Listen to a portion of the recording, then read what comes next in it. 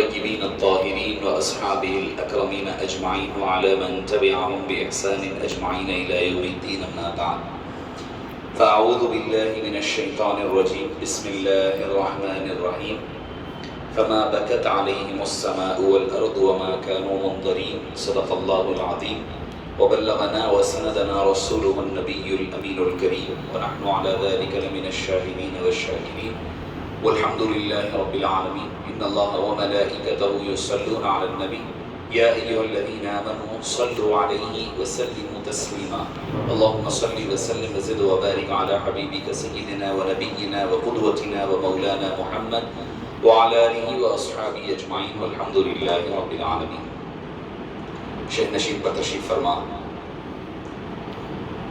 ترجمان قادریت حضرت العلامہ ڈاکٹر حافظ سید رضوان پاشا قادری لوبالی حیدری مدظ اللہ العالی بانی و صدر قرآن اکیڈمی و داعیے اجلاس حضرت مولانا قاضی شاہ عبد القادر صوفی قادری ثانی صاحب مدت فیوزہ، معزز سامعین کرام، مرکزی بزم انوار صوفیہ شاہ ولی اللہ صوفی منزل کی جانب سے ضیاء المشائخ حضرت العلامہ الحاج سید شاہ قبول باشا شتاری قادری حسنی حسینی علیہ الرحمت والرضوان کے خراج عقیدت کے ضمن میں وہ جلسہ تعزیت میں آپ اور ہم جمع ہیں۔ معزز سامعین کرام، سورہ دخان کی ایک آیت کریمہ میں اللہ تعالیٰ نے جو اہل دوزخ ہوتے ہیں ان کا ذکر فرمایا، کیا کہ وہ لوگ ایسے ہوتے ہیں جب وہ دنیا سے گزر کر چلے جاتے ہیں، نہ ان پر آسمان روتا ہے نہ زمین ان کے گزرنے کا افسوس کرتی ہے۔ اس کے ذکر اس کی تفسیر میں تفسیر خازن نے لکھا ہے، جب اہل کافر کفار وغیرہ جب اہل دوزخ جب گزرتے ہیں تو چونکہ ان کے نامہ اعمال میں کوئی ایسا کام ہوتا نہیں ہے جو آسمانوں میں پہنچتا ہوگا، جس کی وجہ سے آسمان دنیا کے حضرات اور مخلوقات جن کے نیکیوں پر رش کرتے ہوں گے، نہ زمین میں ایسا کوئی کام وہ کرنے والے نہیں ہوتے جس کی وجہ سے زمین ان کے وہ اعمال نہ ہونے کی وجہ سے بکا کیا کرتی ہے۔ وہ تو اہل دوزخ کا حال ہے۔ اس کے ضمن میں تفسیر خازن میں لکھا ہے کہ اس کے برعکس جب اہل ایمان دنیا سے گزر جاتے ہیں تو زمین اور آسمان ان کے ان نیک اعمال کے نہ پہنچنے پر یاد کر کے افسوس کا اور حزن کا ملال کا اظہار کیا کرتی ہے۔ اہل ایمان وہ ہوتے ہیں، یقیناً ہر ایک کو، چونکہ ایک اللہ تعالیٰ نے بنایا ہوا نظام ہے، ہر ایک کو دنیا سے گزرنا ہے۔ مخلوقات جتنی بھی آئی ہیں ہر ایک کو اپنے اپنے مراتب کے مطابق رہنا ہے، گزرنا ہے۔ بانی جامعہ علیہ الرحمت والرضوان نے فلسفہ موت کے حوالے سے بہت ہی خوبصورت بات فرمایا کہ موت مر کر ختم ہو جانے کا نام نہیں ہے، موت دراصل ایک ذائقے کا ذکر کیا قرآن کریم نے۔ فرمایا کل نفس ذائقۃ الموت، ہر نفس کو موت کا مزہ چکھنا ہوگا۔ موت کا مزہ، ٹیسٹ کتنی دیر ہوتا ہے معزز سامعین کرام؟ آپ نے کوئی ایک چیز کھائی تو آپ کو اس کا ٹیسٹ ہضم رہا، پھر دوسری چیز کھا لی تو پہلے والا ٹیسٹ ختم ہو گیا۔ میں نے بریانی کھائی، اس کے بعد میٹھا کھایا تو بریانی کا ٹیسٹ چلا گیا، پھر میٹھے کے بعد میں نے پانی پی لیا یا چائے پی لی تو میٹھے کا ٹیسٹ چلا گیا۔ تو فرمایا کہ ٹیسٹ، ذائقہ اتنی ہی دیر کے لیے ہوتا ہے۔ پھر جو اللہ والے ہوتے ہیں ان کے لیے تو موت کا معاملہ کیسا ہوتا ہے؟ الموت جسر یوصل الحبیب الی الحبیب، موت تو ایک کیا ہوتی ہے؟ ایک برج اور پل ہوتی ہے، ایک حبیب کو دوسرے حبیب سے ملایا کرتی ہے۔ تو معزز سامعین کرام، جو اللہ کے نیک بندے ہوتے ہیں جب وہ دنیا سے چلے بھی جاتے ہیں تو ان کو دنیا زمانہ یاد کیا کرتا ہے، اچھائی کے ساتھ یاد کرتا ہے۔ یہی ان کے نیکوکار ہونے کی اور اس سے بڑی دلیل کیا ہو سکتی ہے؟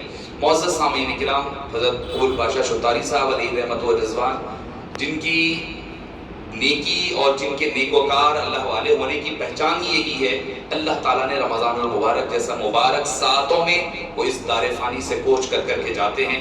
یہی ان کی بہتری، چونکہ کیا فرمایا گیا، انما الاعمال بالخواتیم، اعمال کا دار و مدار خاتمے پر ہوتا ہے.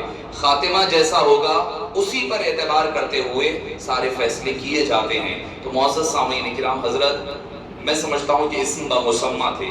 قبول بادشاہ حقیقت میں سارے مکاتب فکر اور ہر ایک کے پاس مقبول تھے. میں سمجھتا ہوں کہ جو نام تھا وہ حقیقت میں آپ نے اپنے نام کا جو حق ہوتا ہے وہ ادا فرمایا. قبول ہر ایک کے لیے قابل قبول شخصیت تھی، چاہے وہ کسی بھی مکاتب میں کسی بھی ہو سکتا ہے کہ عقائدی اعتبار سے کوئی مختلف ہوگا، فکری نظریات کے اعتبار سے مختلف ہوگا، مگر وہ حضرت قبول پاشا شتاری صاحب سے خاص تعلق اور لگاؤ رکھا کرتا تھا. معزز سامعین کرام، حضرت کا اور ایک جو وصف جو میں نے دیکھا، آپ کوئی بڑی سے بڑی تقریب رہ جائے، چھوٹا سا چھوٹا معاملہ ہو جائے،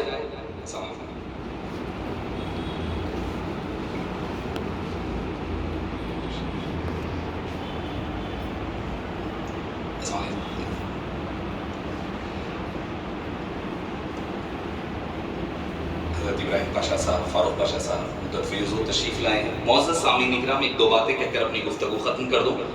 حضرت کا معاملہ یہ ہوتا کہ حضرت کو آپ کسی بھی تقریب میں، چاہے وہ چھوٹی ہو یا بڑی ہو، آپ جا کر کے دعوت دے دیں، حضرت اپنے خرچ پر اپنی سواری پر بذات خود تشریف لایا کرتے.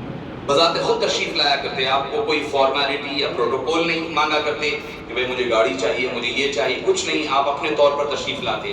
اور کئی مرتبہ تو ایسا ہوتا شارٹ پیریڈ پر صرف فون پر بھی پوچھ لیا جاتا تو حضرت فرما دیتے ٹھیک ہے میں آ رہا ہوں، اور آپ تشریف لا لیا کرتے تھے.